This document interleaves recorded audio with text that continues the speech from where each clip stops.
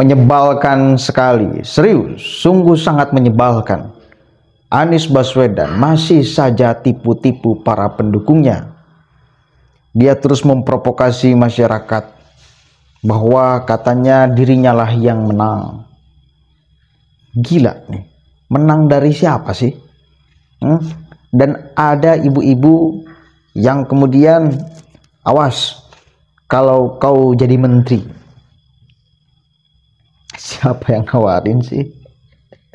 Nggak ada saya menemukan statement dari tim 02 atau dari partai koalisi 02 yang mengatakan atau yang menawarkan Anies untuk menjadi menteri di kabinet Prabowo Gibran nanti.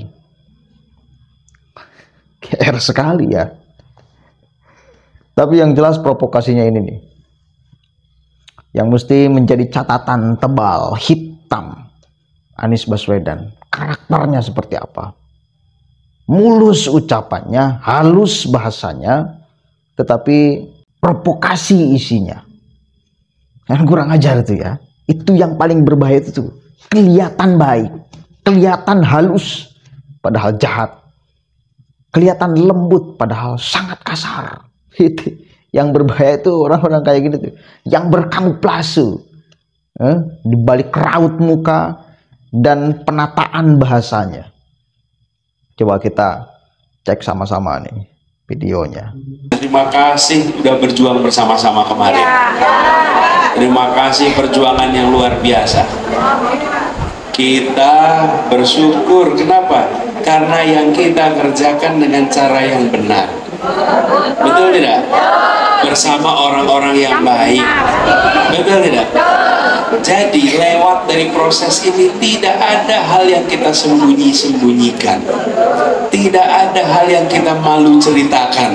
Semua diceritakan dengan rasa syukur dan rasa bangga. Itulah kemenangan yang sesungguhnya.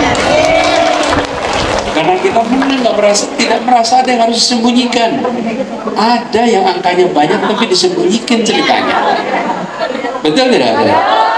Nah, kita lewat ini dengan terhormat. Sehingga apa? Sehingga perjuangan kita ke depan insya Allah bisa dimudahkan. Dan kita semua tahu bahwa tidak ada kejadian tanpa izin Allah. Jadi waktu itu saya sudah bilang, bila Allah berikan kesempatan, maka itu berarti Allah izinkan.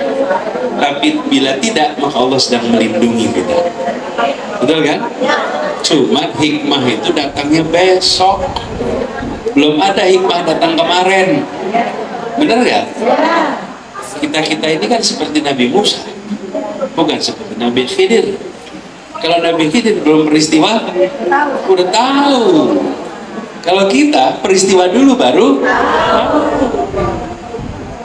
hikmahnya baru tahu sesudah peristiwa. Kalau Nabi Khidir tahu hikmah sebelum peristiwa. Nah, jadi insya Allah apa yang sedang kita jalani hikmahnya banyak buat kita semua.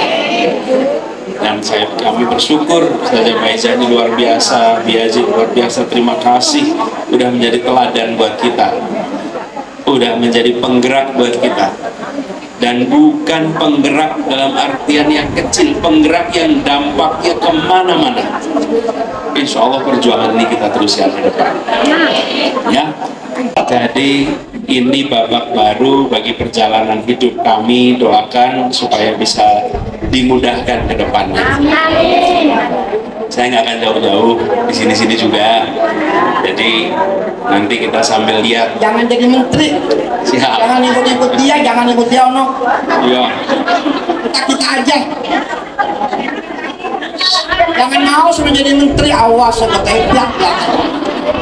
Jadi saja saya itu sering ditanyain bukan perbuatan saya, perbuatan orang lain. Perbuatan orang lain tapi tanya ini ke saya. Betul nggak? Contoh nih saja. Waktu mau maju pilkada Jakarta, kan saya ditugasin dari calon gubernur. Jadi keliling kan, pas keliling ke kampung-kampung, itu sering saya ditanyain, Pak, seneng sih lihat programnya. Pak, saya sih nyaman. Tapi cuma mau tanya Pak, nanti Bapak 5 tahun apa terus pergi Pak? Kan itu? Kan bukan saya yang pergi, bukan? Tapi saya ditanyain, Bapak nanti itu juga apa enggak? Gitu. Enggak, satu kan. Terus kemarin Pilpres sama, Pilpres sambil keliling orang tanya, Pak nanti terus gabung kabinet nggak Pak? Lebih yang gabung siapa, yang ditanya siapa? Bener nggak? Insya Allah saya bilang, pokoknya saya tetap ada di jalur baru. Jadi saya udah bilang, tapi sekarang ini saja lucu kalau saya bilang saya nggak mau ikut. Yang dapat kewenangan bilang gini, memang ditawarin aja enggak, udah bilang nggak mau, memang ditawarin. Terus saya bilang mau, sana juga bilang memang nawarin. Jadi saya nggak bisa jawab sekarang, tapi insya Allah saya akan terus berada dalam jalur perubahan ya. Kurang ajar bukan? Memprovokasikan. Ada yang angkanya lebih besar, tapi mereka malu menceritakan prosesnya. Ada cerita-cerita yang disembunyikan. Kalau kita mungkin mau mengatakan angkanya kecil, tapi kita tidak malu menceritakan prosesnya.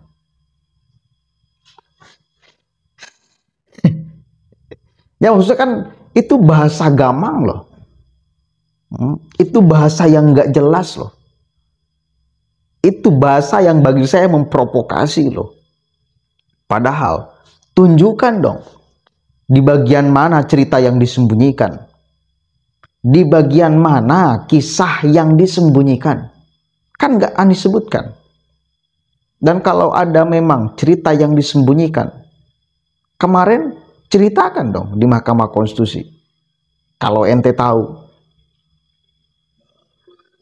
Dan memang kalian akan menceritakan berbagai macam sugesti buruk kalian karena kalah, lalu tetap tidak diterima kan. Seluruh permohonannya ditolak oleh Mahkamah Konstitusi. Cerita itu maksudnya yang mau kalian provokasikan kepada masyarakat, gak bisa. Cerita itu ditolak oleh MK sebagai cerita yang tidak mendapatkan validasi sebagai bukti bahwa Anies menang atau sebagai bukti bahwa 02 kalah, bahwa peraihan suara 02 ada cerita gelap di belakangnya. Nggak terbukti itu semua tuh. Ini musang berbulu domba itu kayak gitu tuh. Kalau kata SBY itu kan musang berbulu domba. Hati-hati. Bahasa Anies itu lembut. Penataan kalimat Anies itu tepat sekali. Bisa membuat terbuai orang yang mendengarkannya bila tanpa filteran akal yang kuat.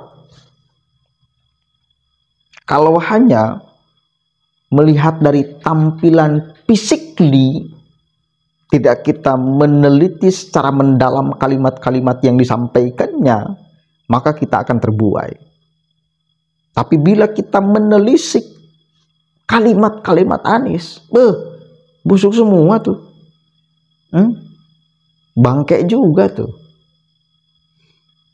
Di permukaan itu soal halus, seolah lembut, padahal sangat kasar.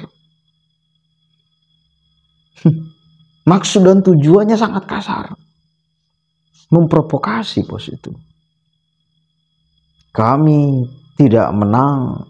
Kita ceritakan semuanya. Ada yang angkanya lebih besar. Mereka menyembunyikan kisahnya. Menyembunyikan ceritanya. Itu kalimat-kalimat apa sih? Gelo itu tuh namanya.